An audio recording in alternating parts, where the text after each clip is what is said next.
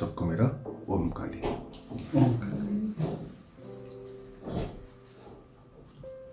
आज हम लोग इस बात पे चर्चा करेंगे कि बोध क्या है, हमें बोध के लिए मन में इच्छा क्यों लानी चाहिए, अगर बोध हमने प्राप्त कर लिया तो हमारे जीवन में क्या परिवर्तन आएगा, और बोध प्राप्ति के हमारे लक्षण क्या होंगे कि हमें किसी व्यक्ति को बोध मिल गया तो उसके लक्षण क्या है। लेकिन इन सब बातों का जो सबसे इम्पोर्टेंट रीजन ये है जानने का कि हमारे जीवन में क्या परिवर्तन आएगा। अभी तक क्या हो गया है, हमने बोध को केवल गौतम बुद्धा से एसोसिएट कर लिया है, या हमने जो ब्रह्मचारी हैं, जो स्वामी जन हैं, जो परिवार छोड़ के निकल जाते हैं, शायद हमने उनसे एसोसिएट कर लिया है। तो हमको ऐसा लगता है कि अगर हमें बोध के लिए एस्पायर करना है, एनलाइटनमेंट के लिए एस्पायर करना है, उसके साथ ही फिर निर्वाण, ईश्वर संग एकीकरण जैसे शब्द जुड़ जाते हैं और सबसे बड़ा शब्द आता है मोक्ष और मुक्ति।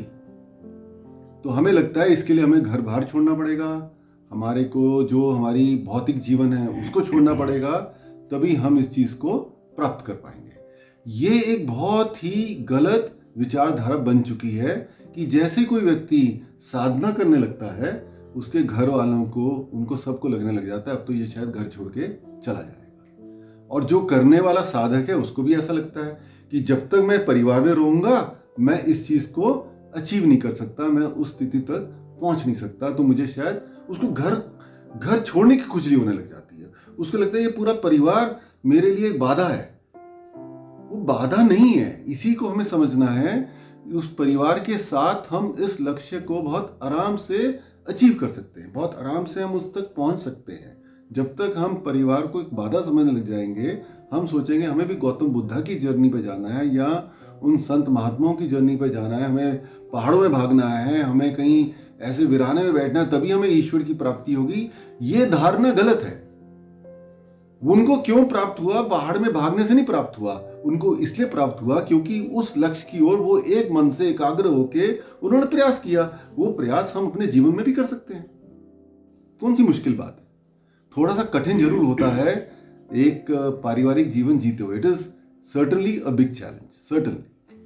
अगर हमारे घर की टेंशन, घर की जो प्रॉब्लम्स हैं, कमाने की प्रॉब्लम है, बच्चों की शादी है, बच्चों की पढ़ाई है, पूरे समय इन चीज़ों से हम घिरे रहते हैं, तो हमारे लिए थोड़ा कठिन जरूर हो जाता है। But important point is this कि इम्पॉसिबल नहीं है, क्योंकि ऐसा हमारे को प्रॉमिस भी है ईश्वर की तरफ से कि कल युग के समय, जब कल युग का समय अपने पूरे जोर पे होगा, तो इंसानों को एकमात्र ईश्वर के नाम लेने से ईश्वर की प्राप्ति हो जाएगी। तो उसके लिए हमें घर बार छोड़ने की जरूरत ही नहीं है। और भगवान कृष्ण ने भी बोल दिया है गीता में कि उन्होंने ऐसा बोला है कि जो सन्यासी है, जो सबको छोड़ के भाग रहे हैं, वो मेरा भक्त नहीं है। असली भक्त वो है जो हर चैलेंज को फेस करके, हर परिस्थिति का सामना करके वो भक्ति करता है। तभी उन्होंने बोला मुझे ज्ञानी भक्त बहुत पसंद है। तो जो हमारा बोध प्राप्ति का मार्ग है, उसके 5 हमारे सीढ़ियां हैं। ये 5 सीढ़ियों पे अगर हम लोग कोशिश करेंगे तो बहुत आसानी से, स्पॉन्टेनियसली, जिसको कहते हैं अनायास, अपने आप ही हम उस स्थिति को प्राप्त कर लेंगे। तो उस स्थिति की बात करने से पहले ये बात जरूरी समझनी है कि अगर हम एक पारिवारिक जीवन व्यतीत कर रहे हैं, तो हम कोई पूछेगा हमें बोध से क्या फायदा, हम क्यों इस बारे में सोचें? हमें तो थोड़ा पूजा पाठ कर लें, थोड़ा सा भगवान से जुड़ जाएं, हमारी थोड़ी प्रॉब्लम सॉल्व हो जाए, हमारे बच्चों की शादी हो जाए, जो भी उसकी एक भौतिक इच्छाएं हमारी पूर्ति हो जाए, हो गया काम। यही मिस्टेक कर रहे हैं हम लोग एक समुंदर के पास जाके समुंदर को नहीं मांग रहे हैं, थोड़ा सा पानी लेके आ रहे हैं, फिर प्यास लग रही है, फिर वापस जा रहे हैं, फिर वापस जा रहे हैं। ये हमारा नहीं है तरीका। आप उस समुंदर रूपी जो पानी का स्रोत है उसको अगर घर पे ही ले आए, आप उससे कनेक्ट हो गए, जब आपका मन किया, आपने इच्छा करी, पानी आपके पास अवेलेबल हो गया, आपको बार बार वहां भागने की जरूरत क्या है? और जब आप ईश्वर से जुड़ गए, उस ईश्वर रूपी समुद्र से जुड़ गए, तो जो भी आपकी इच्छा है भौतिक, वो तो ऐसी पूरी हो जाएंगी। उसके अलावा जो जीवन का हमारा लक्ष्य है इंसान होने का, कि हमें पहले अपना कल्याण करना है, उसके बाद इस पूरे जग का कल्याण करना है। उस पूर्ति के लिए ईश्वर हमें अपना इंस्ट्रूमेंट भी बना लेंगे, अपना यंत्र भी बना लेंगे। हम वो यंत्र ही नहीं बन पा रहे, और क्योंकि हम यंत्र नहीं बन पा रहे, जिस पर्पस के लिए ईश्वर ने हमें बनाया हम वो नहीं बन पा रहे हैं, तो फिर ईश्वर के जब हम किसी काम ही नहीं आ रहे हैं, तो हमारी जो भी कर्मों का फल है, जो भी हमारे पिछले जीवन के कर्म है, इस जीवन के कर्म हम बिल्डअप कर रहे हैं, उन सब का हमें सामना करना पड़ रहा है। उसी के कारण हमारी सफरिंग है, हमारा दुख है, हमारी परेशानी है, हमारे मन मुटाव है, परिवार में सुख नहीं है, शांति नहीं है, कितनी चीजें नहीं है। और हो क्या गया, हमें उसकी आदत पड़ गई है। इस संघर्ष के साथ, इन कमियों के साथ जीने की हमें आदत पड़ गई है। ये जीवन नहीं है हमारा, ये बिल्कुल एक गलत सोच है हमारी। ये जीवन जब भगवान ने दिया, उन्होंने अपने स्वरूप में हमें बना के दिया, उन्होंने पूरी तरह से हमें सशक्त करके भेजा। वो जीवन हमें आनंद देने के लिए भेजा।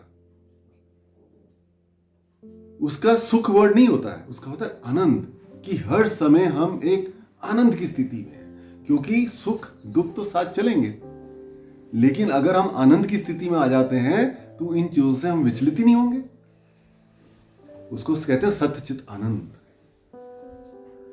तो हम इसीलिए जो लोग परिवार में जी रहे हैं, वो भी इस स्थिति में जाने की एक इच्छा करें। उसका मार्गदर्शन करने का तो काम मेरा है ही है, और भी गुरुजन इसका कार्य कर रहे हैं। लेकिन जब तक हम उस स्थिति के लिए इच्छा ही नहीं करेंगे, उसके दर्शाए मार्ग पे चलेंगे नहीं, हम केवल सोचेंगे कि ये काम हमारा नहीं है, ये तो संत महात्माओं का, उनको करने दो, हमने क्या करना, हमारा तो परिवार है।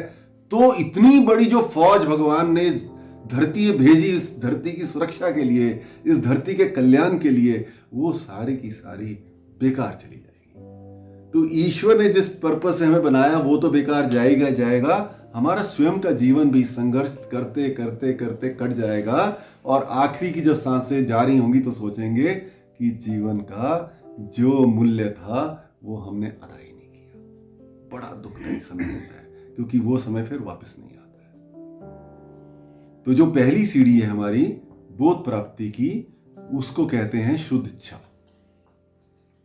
कि जब तक इच्छा ही नहीं होगी तो हमारी कैसे इच्छा की पूर्ति होगी।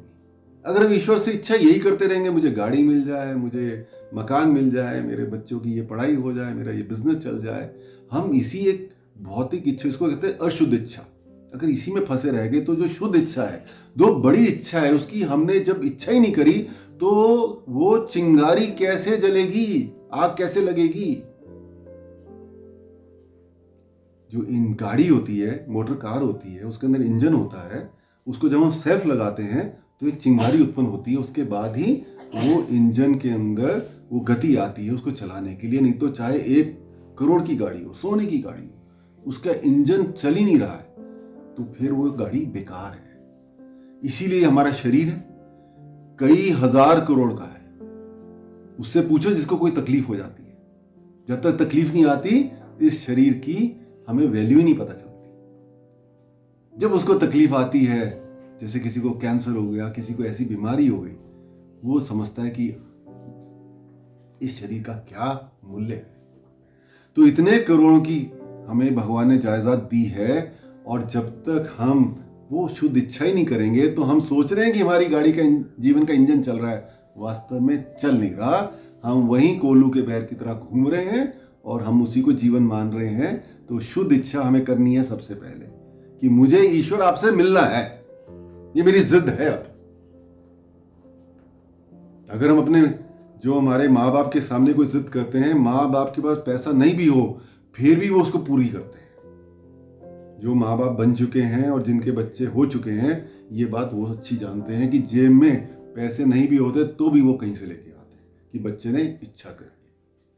और ये जो हमारे महादेव, माँ काली, हनुमान जी, इतने बड़े जो हमारे भगवान हैं, जो हर चीज उनके पास अवेलेबल है, हर चीज सक्षम है, वो तो हमारी कोई भी इच्छा पूरी कर सकते हैं। हमें केवल शुद्ध इच्छा करनी कि ईश्वर अब मेरे को इस जीवन का जो मेरा पर्पस है, जो मकसद है, वो आप पूरा कराओ, मुझे अपने साथ जोड़ लो।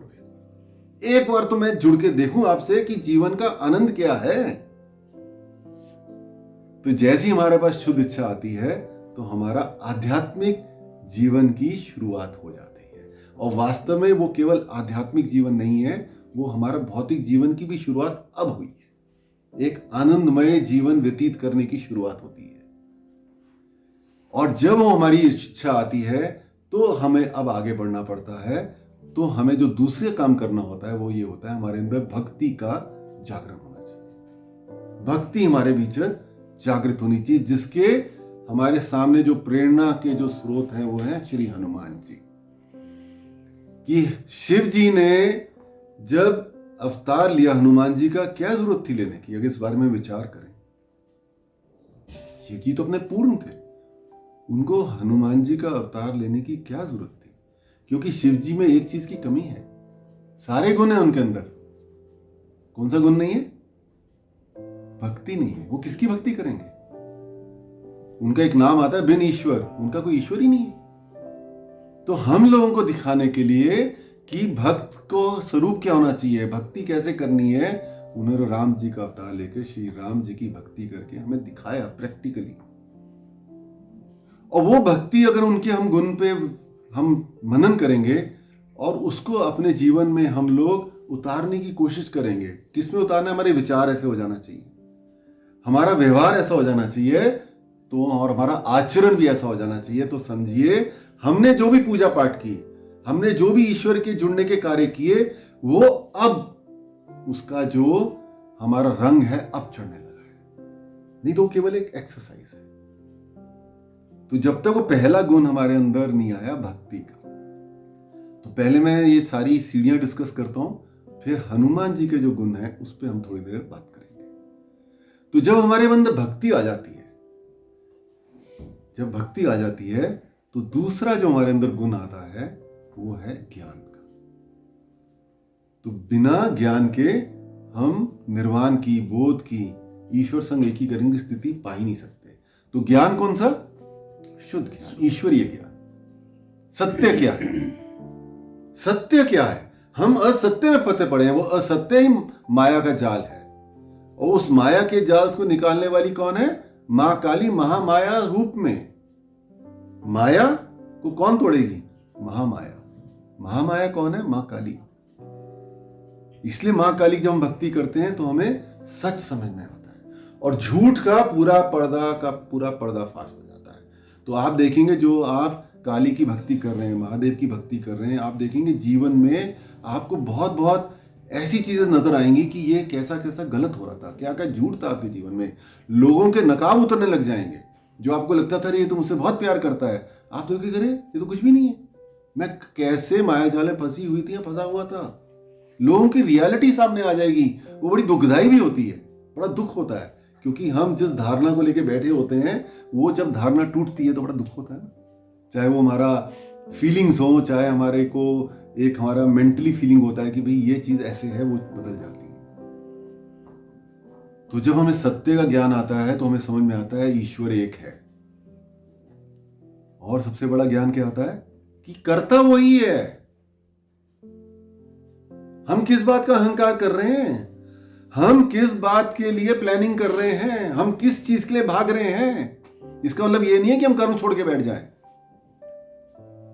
भगवान कृष्ण ने गीता में कर्म तो करने के लिए बोला है, लेकिन जो हम कर्म की रूपरेखा बना के बैठ जाते हैं कि ऐसा होना चाहिए, वैसा होना चाहिए, उसको मुझे इतना भागना है, ऐसा भागना है, किस लिए? कर्ता तो ईश्वर है, लेकिन वो कर्ता तभी तो आपकी गाड़ी चलाएंगे। वो जो कर्ता है महादेव, आपकी गाड़ी के शॉफर, आपके ड्राइवर तभी बनेंगे जब आप उनसे जुड़ेंगे। तब तक तो आपके जो कर्मास हैं, आपके जो गुनाज हैं, वही चला रहे हैं सब कुछ। भगवान कृष्ण ने गीता में यह भी बोला है कि जो 3 गुनाज हैं, सतो रजो तमो, उसी हिसाब से हम लोग बिहेव कर रहे हैं, उसी हिसाब से हम लोग व्यवहार कर रहे हैं, उसी हिसाब से हम कर्म कर रहे हैं। जब हमारे सतोगुण बढ़ जाएगा, जब हमारे अंदर श्री कृष्ण जी की शक्ति जागृत हो जाएगी, महादेव की जागृत हो जाएगी, तब ही तो महादेव आके हमारी गाड़ी के ड्राइवर बन के बैठेंगे, हमारे जीवन का संचालन करेंगे। क्लियर हो रहा है ना? तब तक अगर हम करता करता कुछ भी बोल रहे हैं, लेकिन जैसी थोड़ा सा कुछ सिचुएशन अलग हो जाती है, या हमारे जो इच्छा के हिसाब से नहीं होती, हमारी उम्मीदों के हिसाब से नहीं होती, हमारी फीलिंग्स के हिसाब से नहीं होती, तो हम लोग गुस्से में आ जाते हैं, हम लोग टेंशन में आ जाते हैं, हम लोग स्ट्रेस में आ जाते हैं। होता है ना ऐसा? लेकिन जब हमारे अंदर कर्ता की स्थिति आ गई और हमारे अंदर भक्ति आ गई, उसके बाद ही हमारा समर्पण होता है कंप्लीट। और तब हम देखते हैं भगवान कितने चमत्कार कर रहे हैं। और शिव काली बोध में इसलिए एक चीज है, आज भी हम गाड़ी में जब आ रहे थे यही बात कर रहे थे, इतने चमत्कार होते हैं, इतने चमत्कार होते हैं लोगों के साथ कि उनके अंदर माँ इस चीज को पूरी तरह से स्थापित करती है कि मैं ही कर रही हूं तुम्हारा सब कुछ, तुम काहे को सोच रहे हो इतना। तो जब हमारे अंदर ज्ञान आता है तब होता है हमारे अंदर धर्म की स्थापना, उसके बगैर नहीं हो सकती। धर्म क्या है अब ये समझना है। धर्म कोई ये नहीं है जो हमारे सांप्रदायिक धर्म है, हिंदू धर्म, क्रिश्चियन धर्म, ये धर्म नहीं है। धर्म का मतलब होता है गुण। गुण, गुण कौन से? मानवीय गुण नाम की कोई चीज ही नहीं है, ईश्वरीय गुण। जब हमारे अंदर ईश्वरीय गुण का तब जागरण होता है, क्योंकि हमें अब भक्ति के माध्यम से ज्ञान जब आया तो अनायास ही अपने आप ही हमारे भीतर ईश्वरीय गुणों का जागरण होने लग गया। जो स्थान हमारे नाभि चक्र में है, जहां बैठी हैं मां महालक्ष्मी के साथ विष्णु जी, और विष्णु जी की कृपा से ही हमारे भीतर धर्म का जागरण होता है। धर्म का जागरण होना है। जागरण से क्या होगा? हमारे विचारों में, हमारे व्यवहार में, हमारे आचरण में वो गुण झलकने लगते हैं। जब तक हमारे अंदर गुस्सा है, आप देखें कई लोग अपने आप को धर्म के नेता बोलते हैं कि हम तो धर्म गुरु हैं, हम तो ये हैं, और गुस्सा उनकी नाक पे चढ़ा रहता है। कैसे चलेगा? ये तो विपरीत स्थिति है। लालच उनके मन में रहता है, उनके मन में एक कंपैशन नहीं होता, करुणा की भावना नहीं होती, अप्रतिबंधित प्यार की भावना नहीं होती। बिना किसी उम्मीद के हम लोगों से बस प्यार करें, क्योंकि ये पूरा परिवार तो हमारा ही है। आप एक बात बताइए, आज हम सोचते हैं जी ये मेरी पत्नी है, ये मेरा बच्चा है, मुझे इन्हीं को देखना है, लेकिन हमारा संबंध तो जन्मों से चल रहा है। आज मेरा आपका क्या पता पिछले जन्म में मेरे भाई हो, मेरा आपसे कुछ लेन देन हो, मुझे ये जन्म मिला है पूरा करने के लिए, आपने पिछले जन्म मेरे लिए बहुत कुछ किया हो। मैं सोचूं नहीं ये तो मेरे भाई नहीं है, ये तो कोई और है, मेरा खून का रिश्ता नहीं है, मैं आपकी हेल्प क्यों करूं? तो मेरे को वो जो अवसर मिला भगवान से कि मैं उस कर्जे को पूरा करूं, उस कर्मा को नलीफाई करके अपने मोक्ष की रास्ते में जाऊं, वो मैंने छोड़ दिया, क्योंकि मैंने एक छोटे से परिवार को ही अपना परिवार मान लिया, कुएं का मेढक बन गया, कुएं को अपना संसार मान लिया। तो ईश्वर ने जब मुझे अवसर दिया कि अब तुम इस पूरे विश्व को अपना परिवार मानो, क्यों मानो? उसमें ही मेरा स्वार्थ की पूर्ति हो रही है, मेरे कर्म कट रहे हैं। तो ये एक्सपेंशन जब होता है तभी होता है जब हमारे अंदर धर्म का जागरण होता है। हम इस पूरे विश्व को अपना परिवार मानने लग जाते हैं, क्योंकि हमारे अंदर भक्ति के माध्यम से श्रेष्ठ बुद्धि का जागरण हुआ है। ये श्रेष्ठ बुद्धि के बारे में बात करूंगा जब मैं हनुमान जी के गुण का पूरी चर्चा करूंगा। उनका पहला गुण है श्रेष्ठ बुद्धि का। श्रेष्ठ बुद्धि क्या है? श्रेष्ठ बुद्धि है कि मेरे माता पिता है महादेव, मेरी मां है काली, मेरी मां है लक्ष्मी, मेरी मां है सरस्वती, मेरे पिता है विष्णु, कृष्ण, किसी को ही मानी। जब वो मेरे माता पिता हैं तो इस संसार में जो भी उनके स्वरूप हैं वो सारा मेरा परिवार है, चाहे इस जन्म का हो चाहे पिछले जन्म का हो, उसके बारे में तो मुझे पता नहीं। सो मैं तो श्रेष्ठ बुद्धिमान हूं। मैं से इस वक्त मैं आप सबको भी संबोधित कर रहा हूं कि हम तो श्रेष्ठ बुद्धि है हमारे अंदर, क्योंकि हमारे अंदर हनुमान जी की भक्ति जागृत हो गई है। तो ये पूरे विश्व को अपना परिवार जब हम मानेंगे तो असली में हमारे अंदर धर्म का जागरण स्थापित हो जाएगा। बातों से नहीं होगा, ये बातों से नहीं है, ये सारी बातों की बातें नहीं है। ज्ञानी से ज्ञानी बैठे हैं इस टाइम। आप YouTube चैनल पे जाइए, बड़े बड़े लोग प्रवचन कर रहे हैं, और उनमें तो बहुत अच्छे भी हैं, सर्टेनली, कोई शक की बात ही नहीं है, लेकिन ज्यादातर के विचारों में, उनके आचरण में और उनके कर्मों में, एक्शंस में कोई भी ईश्वरीय गुणों की झलक आ ही नहीं रही है। पूरा जीवन व्यर्थ हो गया, पूरी भक्ति व्यर्थ होगी, पूरी क्रिया व्यर्थ होगी, पूरा रिचुअल व्यर्थ हो गया, व्रत व्यर्थ हो गया, ये जीवन व्यर्थ हो गया। क्यों? क्योंकि धर्म का जागरण ही नहीं हुआ। भक्ति आ गई, ज्ञान आ गया, लेकिन ज्ञान का प्रैक्टिकल नहीं आया। ज्ञान का प्रैक्टिकल है धर्म का जागरण होना। उसके लिए किसी की पुष्टि नहीं चाहिए। कोई आपको बोले या ना बोले, आपके अंदर खुद ही लोगों को दिख जाएगा। आपको बोलने की जरूरत नहीं किसी को। जैसे आप बोलते हैं कि आपका भी रिएक्शन खत्म नहीं हो रहा, लेकिन आपने उस बारे में सोचना तो शुरू किया। तो जिस दिन आपके अंदर वो रिएक्शन खत्म हो गया, जिस दिन आपके अंदर टॉलरेंस आ गया कि कुछ भी बोल रहा है, आप शिव की भक्त हो गई, आपने जहर पीना सीख लिया और उस जहर को आपने अपने कंठ पे रोक दिया, टॉलरेंस आ गया, तो शिव की गुण जागरण हो गए ना। अब उसके बाद आपको खुद ही दूसरे बोलेंगे कि अरे इनका तो रिएक्शन ही नहीं हो रहा, तो आप समझिए अब अंदर धर्म का जागरण हो गया। इतना आसान नहीं है, असल में देखा जाए तो बहुत आसान भी है। अगर हम अपनी साधना के माध्यम से अपनी भक्ति को अंदर भीतर स्थापित करते हैं, और अगर हम भक्ति को स्थापित नहीं कर पाते हैं, हनुमान जी की कृपा नहीं होती हमारे पे, क्योंकि हनुमान जी ना परम भक्त है, हमारे गुरु तो वही है असल में। और हमें गुरु मूर्ति अगर बन रहा है तो हमें हनुमान जी के जैसे बनना है। तो हनुमान जी ऐसे एक सेवक हैं, ऐसे भक्त हैं, इतने शक्तिशाली हैं। अब उनके गुणों पे हम आएंगे, शक्ति पे भी, कि इतने शक्तिशाली हैं और उनको एक ही चीज प्रसन्न करती है, पता है क्या? उनको यह प्रसन्न नहीं करता कि आप उनकी भक्ति कितनी कर रहे हैं, उनको यह चीज प्रसन्न करती है कि आप राम की भक्ति कितनी कर रहे हैं। और जब आपकी भक्ति से प्रसन्न हो जाते हैं तो पता क्या करते हैं? जैसे उन्होंने राम जी और लक्ष्मी जी को अपने कंधे पे बिठाया था, वो आपको अपने कंधे पे बिठाते हैं, बोलते हैं चल तुझे अब राम के दर्शन कराता। So simple.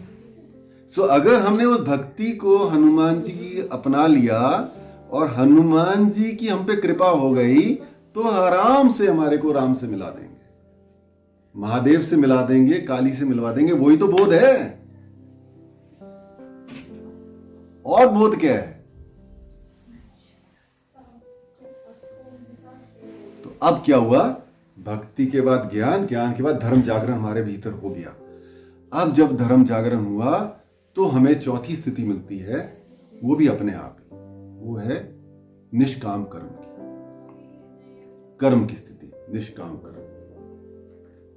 अब वो जो हम बात कर रहे थे कि हम कर्म तो कर रहे हैं, लेकिन कर्म की हमारे को कितनी प्राप्ति हो रही है, उससे हम लोग डिस्टर्ब नहीं होते, बिल्कुल नहीं।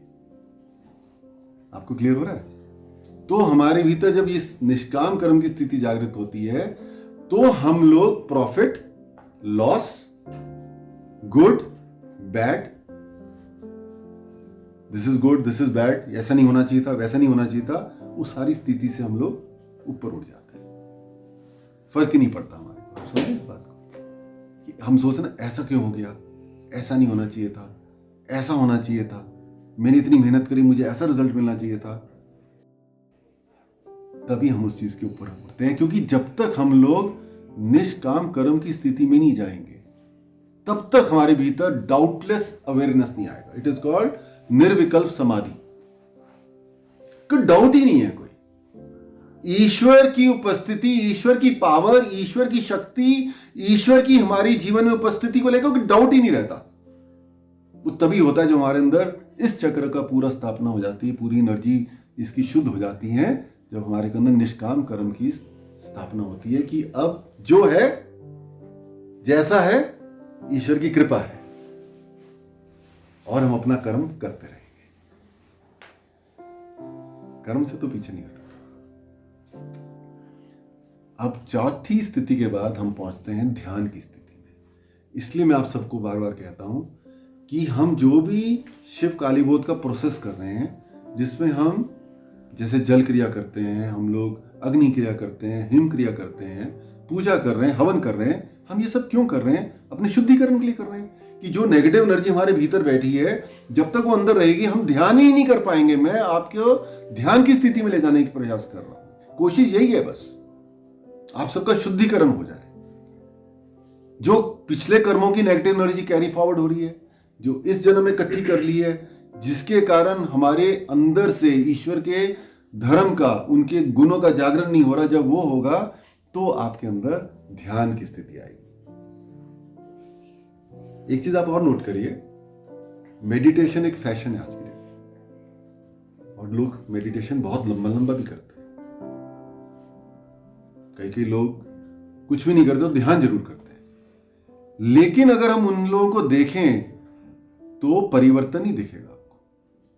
उनके व्यवहार में कोई भी शुद्धता नहीं आ रही है, उनके आचरण में भी शुद्धता नहीं आ रही है। क्यों नहीं आ रही है? क्योंकि आपने एक चीज पकड़ ली। फॉर एग्जाम्पल, जो मैं एग्जाम्पल बार बार देता हूं, कि आपके घर में कोई मेहमान आ रहा है, आपका बहुत फेवरेट मेहमान है, आपको स्वादिष्ट भोजन बना रहा है। अब उस स्वादिष्ट भोजन के लिए आपने सोचा कि मैं गरम मसाला ज्यादा डालती, एक चम्मच डाला, फिर एक चम्मच और डाल दिया, फिर एक चम्मच और डाल दिया। मेरे ख्याल से खाना तो स्वाद नहीं बनेगा ना, भोजन नहीं बनेगा ना। क्यों? क्योंकि उस गरम मसाला से ही केवल भोजन स्वाद नहीं बनने वाला, उसका पूरा एक सिस्टम फॉलो करना पड़ेगा। उसमें हर पदार्थ की मात्रा सही होनी चाहिए, उसको सही से पकाना है, उससे पहले सब्जी सही कटनी चाहिए थी, और फिर फाइनली जो भोजन बना रहा है उसका प्यार भी उसके अंदर आना चाहिए। ये प्यार ही जो है, हमारे भक्ति जो है, वो ही तो प्यार है ईश्वर के प्रति। तो जब हमारे अंदर प्यार आ जाएगा भक्ति से, हम उसके बाद अपने अंदर ज्ञान का जागरण करेंगे, हम उसके बाद अपने अंदर धर्म का जागरण करेंगे, हम निष्काम की स्थिति प्राप्त करेंगे, तभी वो ध्यान रंग लाएगा। It will not work out like that. There is no shortcut. Fashion हो गया आजकल शॉर्टकट्स का। There is a fashion, people don't want to do the rituals. Why not? पूजा क्यों नहीं करनी? आरती क्यों नहीं करनी? ये तो हमारा सनातन धर्म का आधार है, और वो आधार जिन्होंने दिया वो बहुत पहुंचे हुए लोग थे, बहुत पहुंचे हुए ऋषि मुनि थे। किस लिए दिया? क्योंकि जब तक आकार से हम प्यार नहीं करेंगे, हम निराकार में कैसे पहुंचेंगे? ऐसा थोड़ी निराकार को पकड़ लिया सीधा ही। निराकार तो एक बहुत बड़ी पावर है, उसको हैंडल करने के लिए आकार के माध्यम से पहले भक्ति तो जागृत करिए, फिर ध्यान में जाइए। ध्यान का मतलब होता है कि हम निराकार में जा रहे हैं। सो कई ऐसी ऑर्गेनाइजेशन आप देख रहे हो, उन्होंने क्या किया? पूजा छोड़, पूजा नहीं करो, पूजा की जरूरत नहीं है, कोई रिचुअल की जरूरत नहीं है, मूर्ति हटाओ, फोटो हटाओ, भगवान सब जगह है, बैठ जाओ ध्यान करो, मिल जाएगा। कहां मिल रहा है? जब तक भगवान तो वो शहद है, जिस दिन जब भी एक चम्मच शहद का एक पानी में घोलते हैं, पानी मीठा हो जाता है। भगवान तो वैसे शहद जैसा है कि जब वो हमारे जीवन में घुल गया तो जीवन बहुत सुंदर हो जाना चाहिए। अगर सुंदर नहीं हो रहा है, व्यवहार में परिवर्तन नहीं आ रहा, आचार में परिवर्तन नहीं आ रहा है, परिवार में परिवर्तन नहीं आ रहा है, अभी नहीं हुआ, अभी वो मिठास नहीं आई जीवन में। इसीलिए उसको इंग्लिश में बोलते हैं the whole holistic process has to be follow. तो कंप्लीट साधना का सिस्टम हम जब फॉलो करेंगे, तभी हम जब ध्यान करेंगे, वो ध्यान हमारा क्षण भर का नहीं होगा। It is a meditative state, 24/7 into 365 हम उस स्थिति में रहेंगे ध्यान की, कि हम ईश्वर से कनेक्टेड हैं। दैट इज व्हेन द बोध विल हैपन।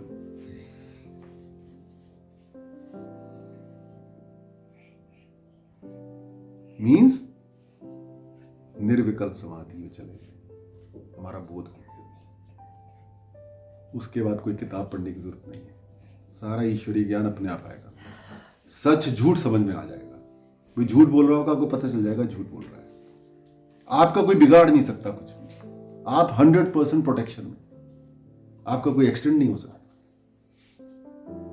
आपके घर में कोई अकस्मात मृत्यु नहीं हो सकती, सबको आप प्रोटेक्शन देंगे। That is the power, that is the power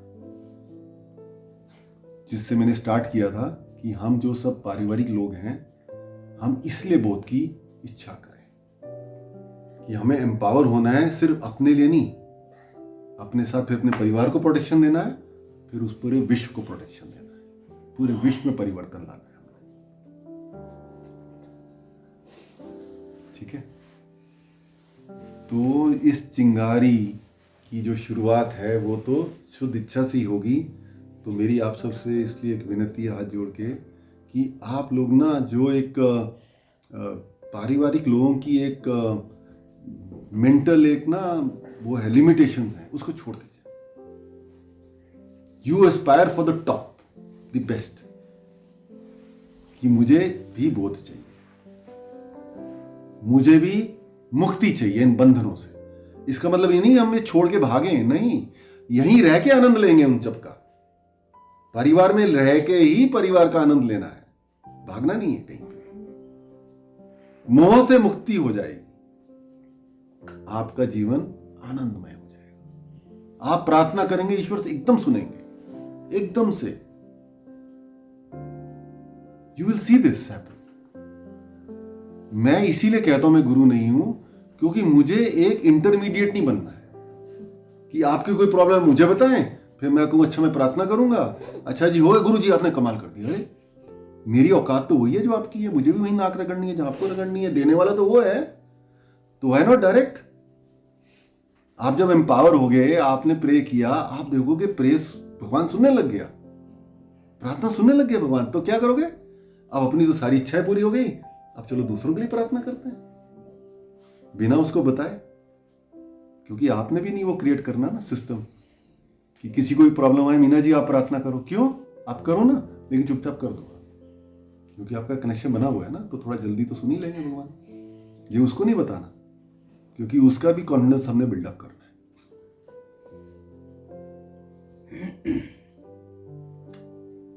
तो हम लोग शुद्ध इच्छा के साथ, भक्ति के साथ, धर्म जागरण, उसके पहले ज्ञान के साथ, फिर धर्म जागरण के साथ निष्काम की स्थिति प्राप्त करके ध्यान में जब जाएंगे, वो ध्यान की स्थिति क्षण भर की नहीं होगी। आंखें बंद करके बैठ के ध्यान हो गया, निकलते ही फिर वैसे ही,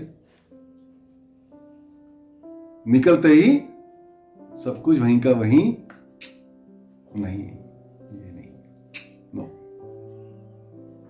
धीरे धीरे धीरे शुद्धिकरण होगा तो अपने आप ही हमारी की ध्यान की स्थिति मिलेगी। हमारे को हम जाएंगे निर्विकल्प समाधि, कोई डाउट ही नहीं। अच्छा हुआ बुरा हुआ किस लिए सोचने का? अरे बैठे हैं परमात्मा, किस लिए? मेरे इच्छा के अनुसार हुआ नहीं हुआ, किस लिए घबराने का, किस लिए सोचने का? क्योंकि मेरा तो कनेक्शन हो गया, उनको पता है महादेव बैठे हैं मेरी गाड़ी के, वो वहां ले जाएंगे जहां मुझे जाना है, जो मेरे लिए सही है वो घटित हो जाएगा। एवरीथिंग, बुद्धि नहीं चलेगी, बुद्धि अब हम चला देते हैं, भक्ति भी करते फिर बुद्धि चलाते हैं, क्योंकि हमारी कॉन्फिडेंस नहीं आ रहा है। तो इसके लिए हम लोग, मेरे ख्याल से अब आप लोग करेंगे इस चीज को कि बोध के लिए, मोक्ष मुक्ति के लिए आप शुद्ध इच्छा करिए। उसके लिए जो साधना है उसको करें। साधना इसलिए करनी है, किस लिए? अपने शुद्धिकरण के लिए। अगर आप साधना का प्रोसेस नहीं करना चाहते तो सर्टनली आप बुद्धा जी के जैसे, आदि गुरु शंकराचार्य जैसे और ये जितने संत महात्मा हो गए उनके साथ ध्यान करिए, फिर 12 घंटे 14 घंटे। वो हम नहीं कर सकते, क्योंकि हम परिवार में, हमको नौकरी भी करनी है, बिजनेस भी करनी है। उसके लिए साधना के माध्यम से हमारा शुद्धिकरण हो जाएगा, और पूजा से बड़ा शुद्धिकरण का कोई प्रोसेस है ही नहीं। तो पूजा नित्य करें जैसे हम लोग करते हैं, हवन कभी कभी करें, तो हमारा शुद्धिकरण हो जाएगा। अपने आप ज्ञान, जो अज्ञान है वो निकल जाएगा, ज्ञान चमक जाएगा, वो चमकेगा तो अपने आप ही ईश्वरीय गुण स्थापित हो जाएंगे, और जो अल्टीमेट गुण है निष्काम कर्म का वो आएगा। हम ध्यान की स्थिति प्राप्त करके मोक्ष की ओर पहुंच जाएंगे। वहां भी बैठे हनुमान जी, राम दुआरे तुम रखवाले। तो आखिरी में भी हनुमान जी, जो कि ये बड़ी इंटरेस्टिंग बात इसलिए मैंने बोली है क्योंकि भक्ति का भी अहंकार हो जाता है। कितने लोग हैं बहुत बड़े भक्त होते हैं, परम गुरु बन जाते हैं, परम भक्त होके गुरु भी बन जाते हैं, लेकिन कहीं ना कहीं उस चीज का भी अहंकार आ जाता है। तो आखिरी तक हमें हनुमान जी की जरूरत पड़ती है, जब तक राम द्वार में पूरी तरह से हमें एंट्री ना मिल जाए। तो माँ काली महादेव ने आप सबके लिए अपने दरबार में बहुत सुंदर आसन रखा है, सबका अलग अलग आसन है। आप लोग ग्रहण करो ना उसको। इसका मतलब नहीं कि मरना है, उससे पहले ही कर लो। और पहले ही करके फिर जीवन देखो कितना सुंदर है। ना पैसे की कमी, ना कोई परिवार के झगड़े, ना किसी चीज का स्ट्रेस, ना ऑफिस में कोई आपका बिगाड़ सकता है, ना जीवन बिगड़ेगा कोई अच्छा। So we have to empower ourselves. ठीक है।